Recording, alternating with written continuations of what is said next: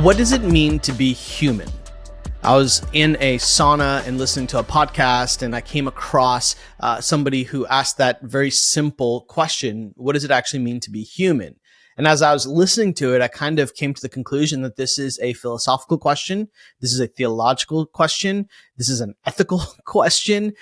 This is a significant question. So yes, it is simple, but also it is far from being simplistic. And so I began to just think for myself, how would I answer that question? What does it mean to be human? And I've personally been very deeply impacted by a bioethicist, theological scholar, by Dr. John Kilner. And he wrote an incredible book, and in it he makes the argument that the image of God is not something that is broken at the fall, which you might actually kind of be shocked to hear that. But the case that he makes for this argument, I think, is very, very important. And what he suggests is that the image of God is a status that is given to all of humanity. And with that status, there comes a standard that we have to live up to. And so that status that is freely bestowed upon humanity to be made in the image of God cannot be revoked, cannot be taken away. And yet the ability for us to live up to the standard that is associated with the status absolutely is compromised at the fall. You see, at the fall, the image of God is not broken. At the fall, humanity is broken. And because humanity is broken, we are now no longer able to live up to the standard of the image of God that is required by this incredible status that we have been given. And so this is why Jesus is necessary. This is what progressive sanctification looks like. And this is the crux of the question of what does it mean to be human? Hey, Humble Theology fam. It's kind of wild, but I wrote my very first book and it released earlier this year. It's called The Hidden Peace. Here it is right here. Finding true security, strength, and confidence through humility.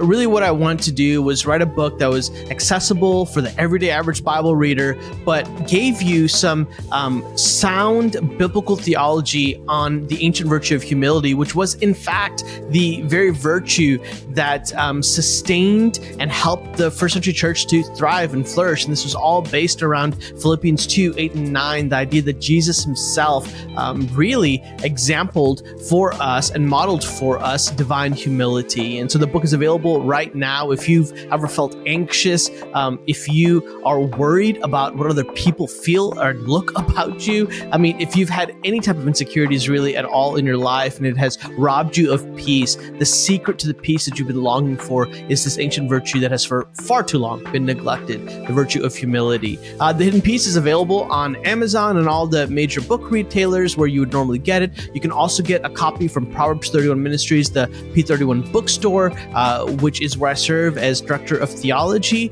And I'll have a link in the show notes for you as well. I pray that this book would be an encouragement for you as you grow and you learn how to cultivate the soil of humility, which is in fact the soil in which all the fruit of the Spirit of Galatians 5 flow from. Blessings to you, friends. And if you've never asked that question before, maybe you just have some presuppositions, some presumed ideas of what it means to be human. It might be things like cognition. It might be things like our ability to reason. It might be things like our physicality and our abilities. And yet it's actually so much more significant. And also we have to take into account the fall and that humanity is broken. And so if we say, well, to be human is to have a certain kind of cognition, well, it creates kind of an ethical question about, those image bearers of God that are compromised in their cognition because of the fall. And so are they not human? Are they less than human? You probably can tell that this is a significant question that we actually ought to grapple with. And so in order to grapple with this question, I'm really excited to start a brand new series that we'll start posting on the YouTube channel and on podcast. And it's just a conversation with some trusted friends that when I go to an event or I'm sitting and hanging out or I've got a question myself about something, these are the people that I text. I'm thinking about a person like Jeremy Jenkins, who's really, in my estimation, the expert friend that we all need on world religions. I think about a musician friend of mine, Brett Yonker, who is part of the writing for many of the songs that we have sung in church. I think of some other friends that you probably don't even know their names of, and yet they are significant in my life and they've made a huge difference. And so you will get to kind of step into a conversation with each of these folks over the next month or so. And so I'm excited for this series on what is a human. For this conversation specifically, we're going to talk to my friend, Jeremy Jenkins.